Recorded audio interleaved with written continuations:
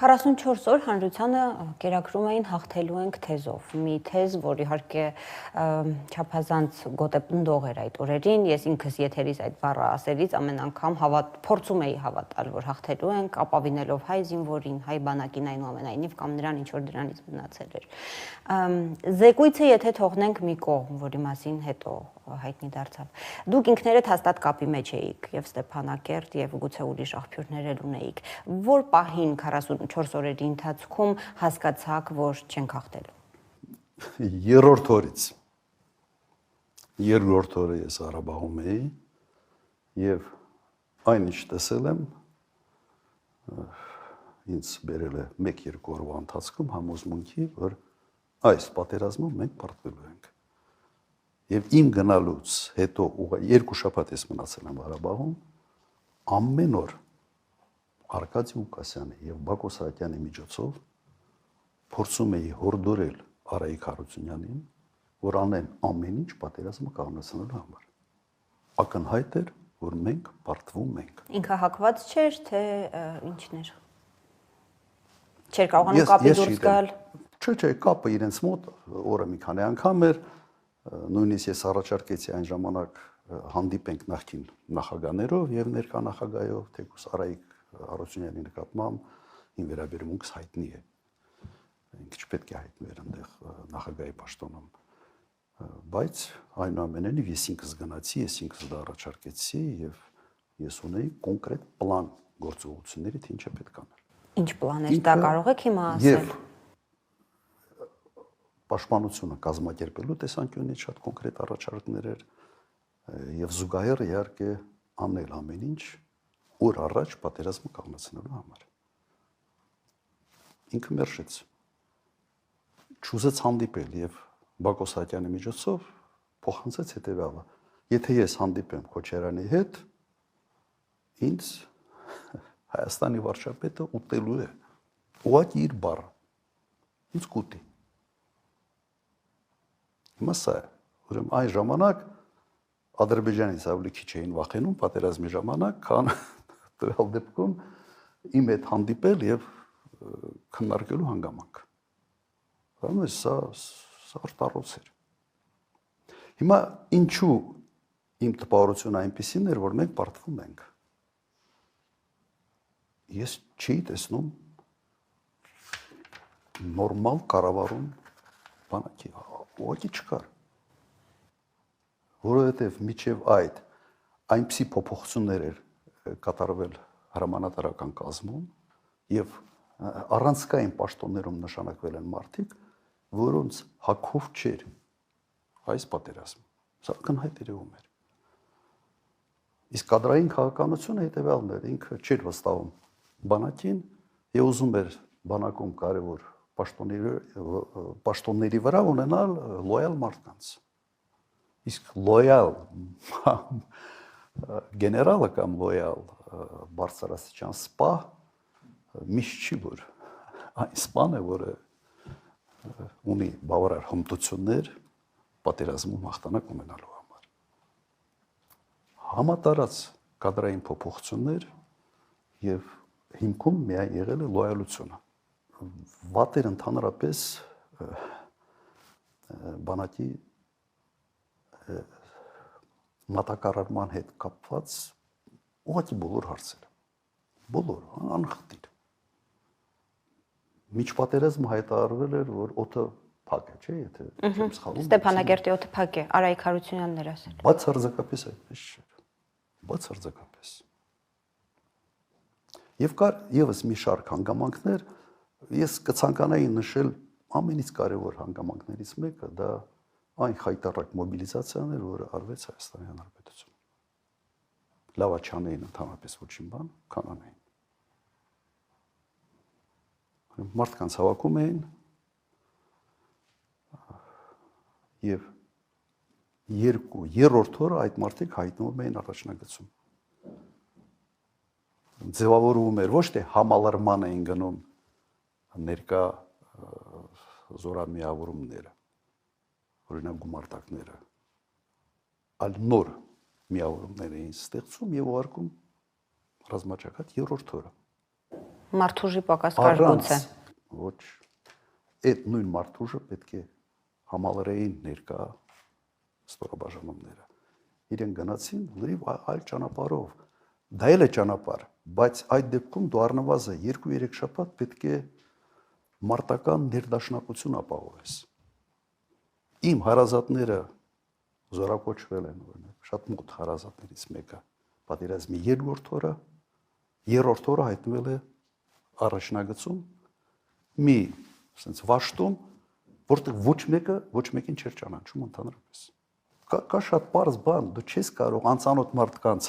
հավաքել միտեղ, ձևավորել, օրինակ մի գումարդակ եւ հաջորդ օրը ուղարկել պատերազմի։ Դու ուղղակի մսաղացի մեջ ես ուղարկում այդ մարդկանց։ Առնվազն 2 շաբաթ պետք է մարտական ներդաշնակության տրեյնինգներ անես, որ իր մարդիկ ճանաչեն։ Հրամանատարը հասկանա, թե ստորադաս հրամանատարները ինչ կարգի հրամանատարներ են, ինչ գիտելիքներ ունեն։ 90-ականների պատերազմում այդպես էր, թե այդ ժամանակը չկար, թե պատերազմը այնպիսինը չէր։ Այն ժամանակ պատերազմը այդպիսինը չէր։ Ուրիշ իրավիճակ էր եւ այն ժամանակ այլ գործոններ էին աշխատում։ Եվ այն ժամանակ նաեւ հակառակորդը նույն վիճակում էր։ Այն ժամանակ պատերազմի կես ուղղակի ջոկատային էր։ Եվ երկրորդ կոպտագույն սխալը մենք վերադարձրել ենք 90-ական թվականներին։ Սկսել են ձևավորել ջոկատները եւ ջոկատները ուղարկել ռազմաճակատ։ Մենք ասենց բանակային կառույցից հետ են գնացել մոտ 25 տարի, վերադարձրել ենք ջոկատային համակարգին։ Ջոկատը ունի մի առավելություն, մարդիկ իրար ճանաչում են, բայց սա բանակ չի։ Սա ինչի հետևանք էր, սա պլանավորված էր, թե սա էլ էր ամփոփություն։ Ես չգիտեմ, ես կարծում եմ ուղղակի մարդիկ չունեին փորձ, չունեին գիտելիքներ, բայց հագել են մի կոստյում, որը հաստատ իրենց վրայով չէր։ Այդ ձևով ընդհանրապես հնարավոր չէր այս պատերազմը հաղթանակ ունենալ։ Ես նաև փորձել էի հասկանալ, թե լավ, այս քայլը վատներ, որ քայլն էր արված նորմալ։ Եվ 0։ Ուղղակի 0։ Մի պահ իբրե մարդկանց ոտքի վրելու համար սկսեցին ասենց աչուձախ հերոսների կոչումներ բաժանել։ Նահանջող բանակի հրամանատարները ստանում են հերոսների կոչումներ։ Դա լուրջ։ Դուք մտածում եք, դուք դրանով խրախուսում եք մարտունակությունը, դուք խրախուսում եք պարտությունը դրանով։ Կարող է առաջի գծի զինվորը, կարող է առաջի գծի վաշտի հրամանատարը ստանալ հերոսի կոչում։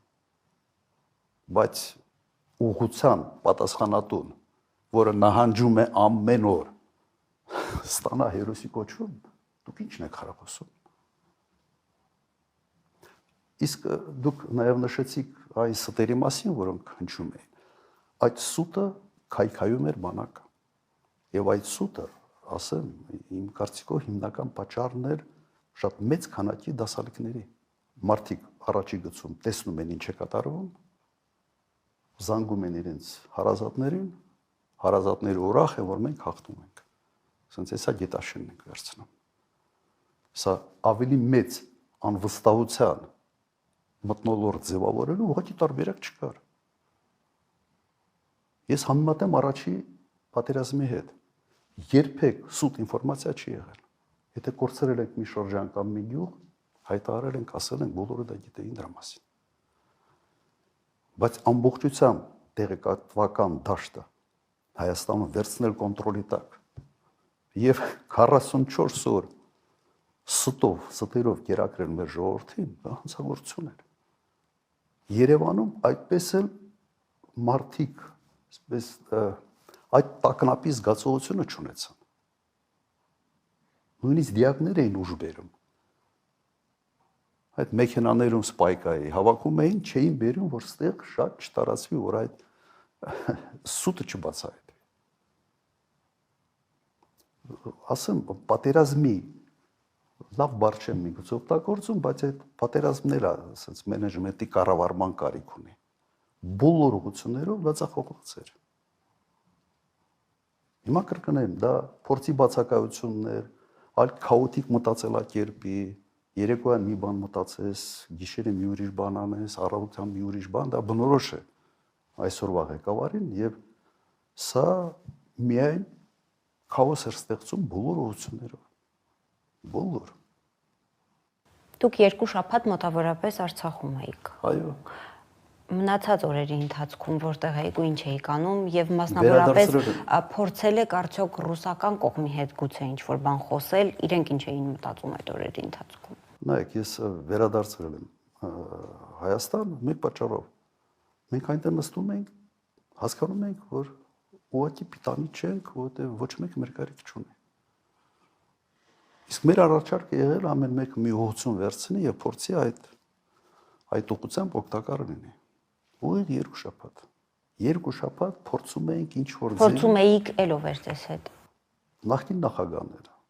Այո, անտեղ եւ երրորդ նախագահներ, որը այդ փորձը ունի, Բակո Սահակյաններ, Արկադի Ղուկասյաններ, մենք ուղղակի անճարության մի զգացողություն էր, որ դու տեսնում ես, որ ամեն ինչ կորցնում եք, քո հայրենիքդ կորցնում ես, չի արվում գրեթե ոչինչ կամ արվում է լրիվ սխալ տարբերակներով եւ քո աչքիդ առաջ ասենց քայլ առ քայլ ամեն ինչ կորցնում ես եւ չես կարող որևէ կերպ ազդել process-ի վրա։ Դրա համար թողել եք ելը։ Որ չտեսնեք ուղղակի ինչա տեղի։ Չէ, որտեղ դու անիմաստ ընդ նստած ես։ Հավաքում ենք ինչ որ մտքեր փոխանակում, մտքերի փոխանակում եւ այլ, բայց անիմաստ ուղղակի բաներ ժամանց, որը միայն ասենց շատ բացասական էմոցիաներ էր մարդու մոտ ուղղակի առաջացնում, դեղորում է պրոբլեմային էր։ Եվս մեկ հանգամանք պատերազմի հենց երկրորդ, երրորդ օրը Ղարաբաղից տեղահանեցին ամբողջ բնակչությունը։ Նույնիսկ խորքի այն գյուղերից, որտեղ դրա կարիք չկար։ Եվ սա խոչապի եւ Ղարաբաղը հանձնելու, այսպես ասենք, տրամադրությունը ձևավորել։ Անիմաստ։ Պետք էր որոշակի մարդկանց տեղանելու խնդիր լուծել, բայց ոչ թե այն, ասենց տոտալ թիկունքը բացելու առումով։ Իհարկե, սա պրոբլեմ էր։ Ես փորձել եմ հասկանալ, թե ես արդեն ասացի դա, թե այդ քայլերից մեկ-մեկ ինքս ինձ հարց եմ տալիս, կարող է ես եմ սուբյեկտիվ։ Լավ, ինչն են ճիշտ արել։ Ոչինչ։ Ոչինչ։ Հիմա խոչապի մեջ էին, չէին հասկանում ինչ անել։ Սա նույն դեպքն է, երբ մարդիկ չգիտեն ինչ անել, որովհետև իրենց կյանքում նման իրավիճակներ չեն տեսել, բայց նաև չեն ուզում տեսել այն մարդկանց, ովքեր նման վիճակներ տեսել են, կառավարել են եւ հաջողության են հասել։ Եվ այս երկու հանգամանքը եւս իրար հանդիպեցին եւ ունեցանք այն ինչ ունենք այսօր։